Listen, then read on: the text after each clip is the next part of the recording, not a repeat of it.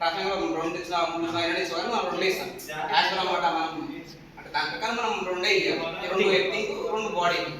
ఒకటేమో బయట lighting rush అది ఎంత సైడ్లో ఇయ్యరు, ఇక్కడ ఒకటి లేదు, అది పెద్ద సైడ్లో ఉంటుంది.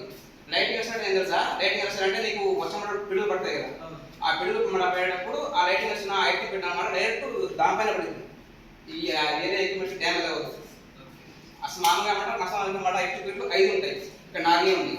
మన డీజీ కూడా 4 ఉన్నాయి, 2 బాడీ 2 న్యూట్రల్. కానీ ఎక్కడన్నా 2 బాడీ 2 న్యూట్రల్, ఒకటి లైటింగ్ రష్. ఆ లైటింగ్ రష్ అనమాట మన బిల్డింగ్ పైన పెడతారు.